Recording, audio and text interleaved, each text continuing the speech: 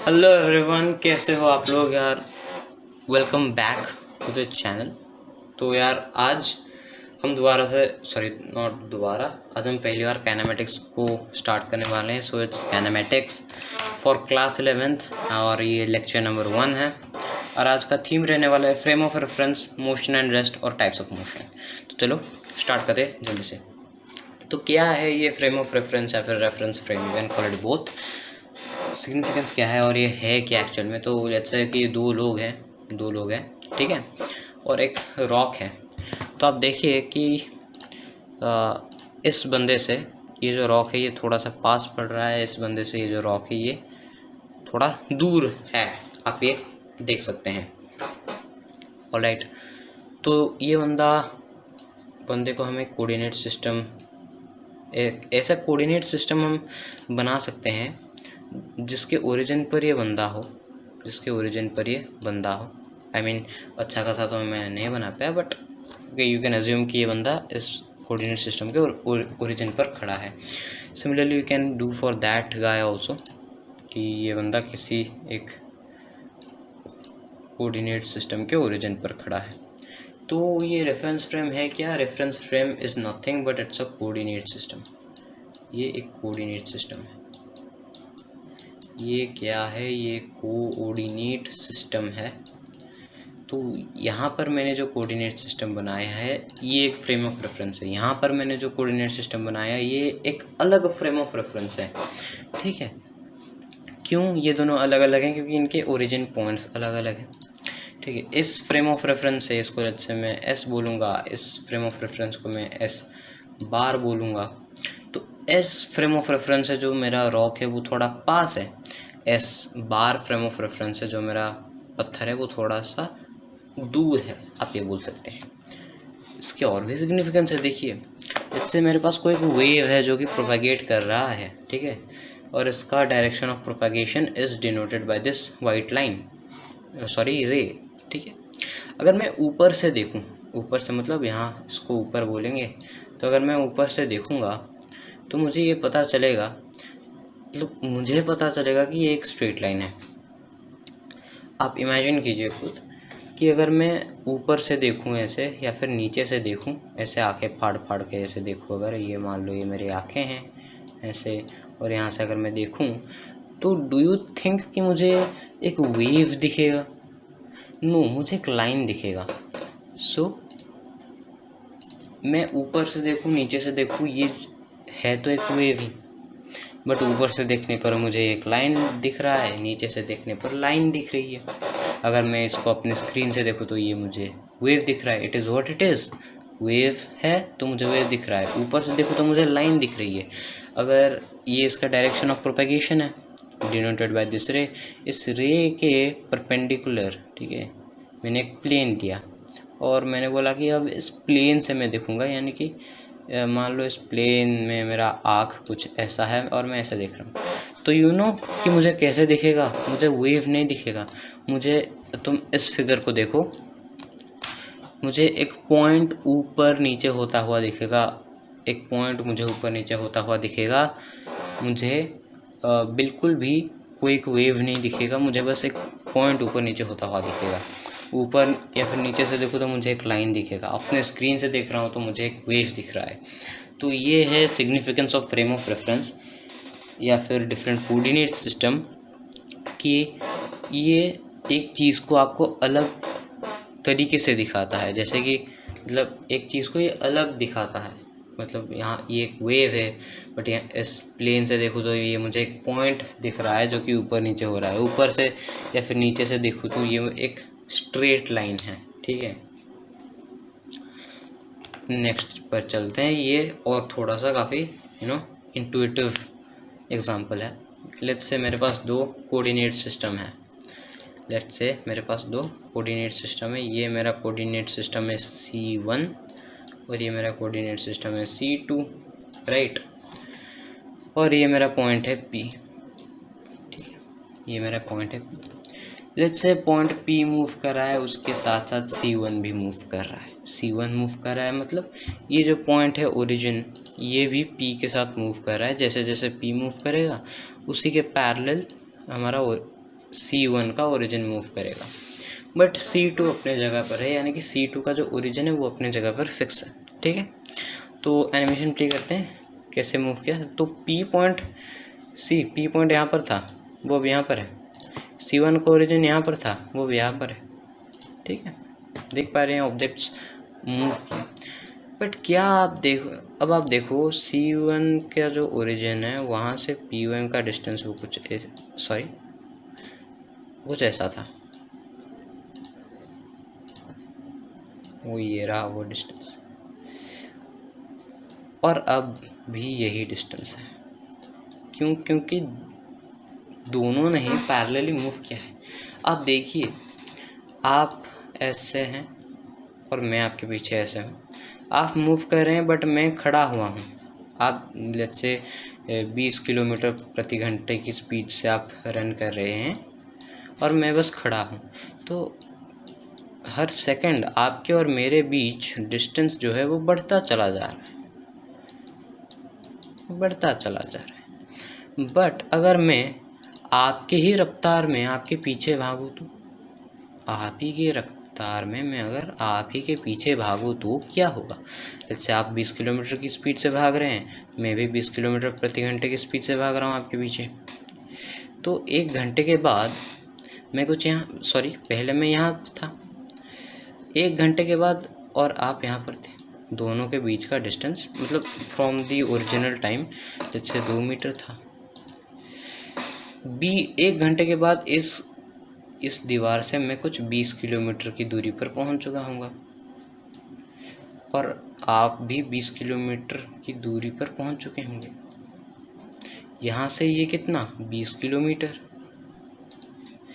ठीक है, यहाँ से ये कितना? 20 किलोमीटर। पहले डिस्टेंस कितना था? 2 मीटर का। अब देखो, अब भी तो डिस्टेंस 2 मीटर का ही तो है, अब भी डिस्टेंस भी तो 2 मीटर का ही है। यानी कि आप देखिए कि अगर मैं आप ही की स्पीड में आप ही के पीछे भागूं या फिर आपके साथ भागूं, आप ही के डायरेक्शन में भागूं, आपके पैरेलल भागूं, तो आप मेरे लिए रेस्ट पे होगे, मैं आपके लिए रेस्ट पे होऊंगा। यानी कि हमारे बीच का जो डिस्टेंस है वो कभी चेंज नहीं होगा। सिमिलरली यहाँ पर भी हो रहा है। P जो पॉइंट था वो C1 कोऑर्डिनेट सिस्टम के रिस्पेक्ट में रेस्ट पर है। But what about C2? ये C2 के रिस्पेक्ट में हमको भली बातें दिख रहा है कि C2 के रिस्पेक्ट में रेस्ट पर नहीं।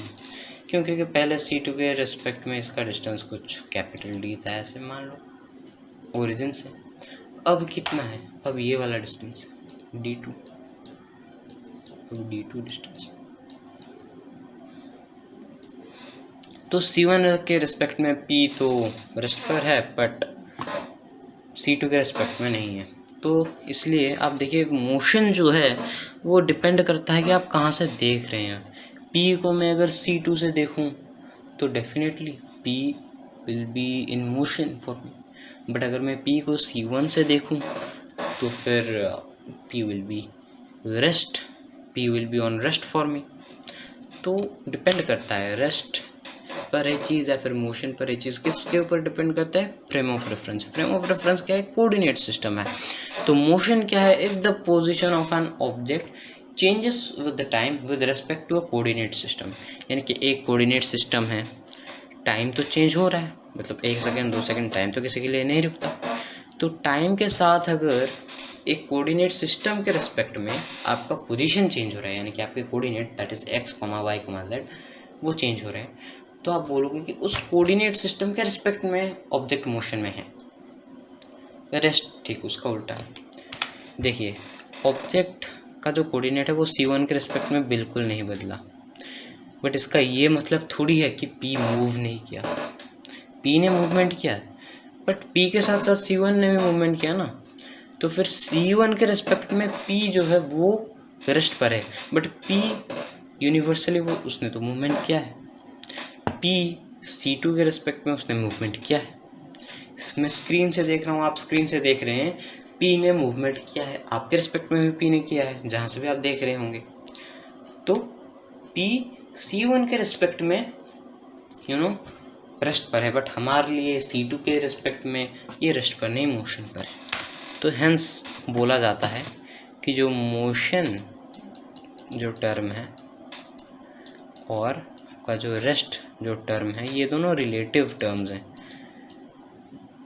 Are relative.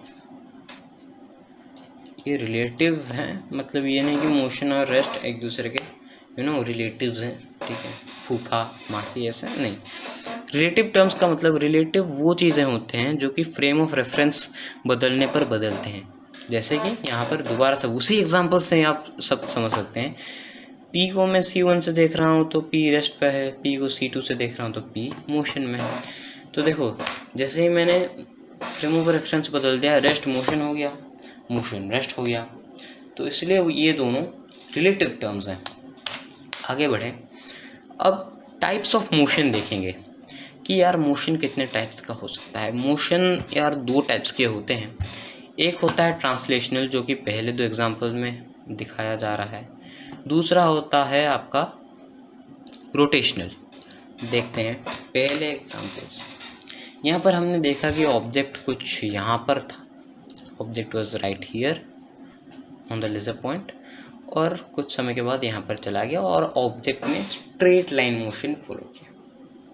ठीक है, ऑब्जेक्ट ने स्ट्रेट लाइन मोशन फॉलो किया। सेकंड एग्जांपल में ऑब्जेक्ट ने कर्व पाथ में ट्रैवल किया।